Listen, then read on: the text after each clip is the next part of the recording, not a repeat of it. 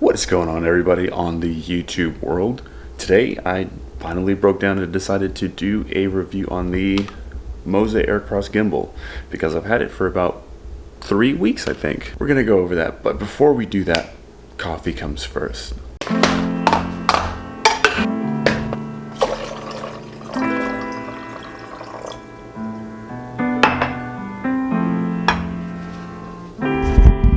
I think I just broke my scale. I got water on it. I got water on it, and I think it's broke. Oh no, it's good. It's good. It's good. It like flatlined on me right there. That was actually pretty scary. I won't be drinking out of that. I actually have a pretty fancy coffee glass that I drink out of. You'll see.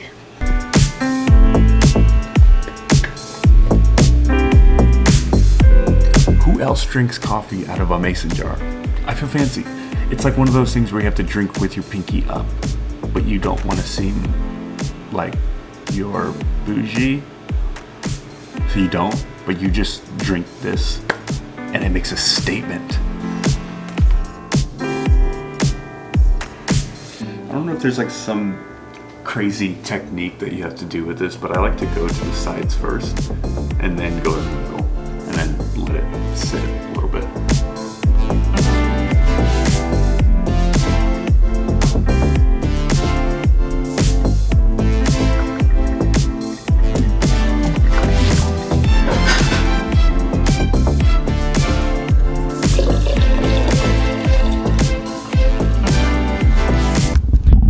I almost forgot to show you guys. How cool are those donut socks? I gotta tell you, my sock game is going through the roof.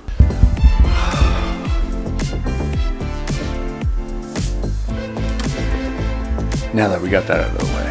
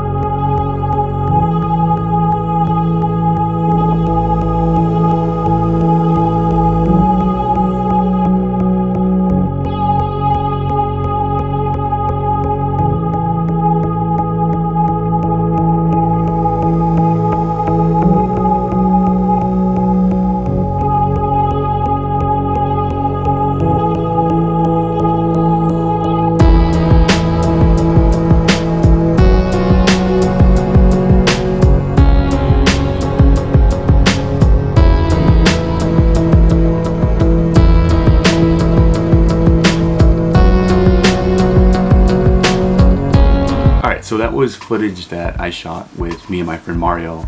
We went to the hills, and it was nice because it was kind of like when the sun wasn't coming up, but the sun was already up. But anyways, I used nothing but the actual Moza Aircross gimbal. I didn't use any like handheld shots or anything like that. So it was a really big test for me, especially being the fact that at that time I only had it, I think it was like the 3rd or 4th day, so I was still trying to get used to it. So now with the actual gimbal itself, it has a max payload of 1.8 kg, which converts to 3.968 pounds or something like that. I'm looking at my phone. I didn't memorize that. That was, yeah. I don't know the conversion of kg to pounds, but anyways, yeah. So it holds a max payload of 3.968 pounds. And it's nice because with the gimbal itself, it supports all mirrorless cameras. DSLRs, I'm not too sure of. The camera that I use, both cameras are actually going to be mirrorless cameras, which is pretty cool. With this gimbal itself, it comes with a release plate, so you have your camera which sits on the release plate, and whenever you want to take it off, you can just take it off. And the whole camera actually sits on this because it screws into the bottom. So if you wanted to take the camera off and do some handheld shots, you can just unscrew this, take it out, and you got your camera with you as well too. Now, one thing I would add in terms of the base plate is get a tool. And the reason why is because sometimes when you need to unscrew this, it's easier if you have something to unscrew it with, as opposed to trying to use like your fingernail or something. You can always get like a Phillips screwdriver. This is something where you open paint cans with, and I just keep it on me at all times.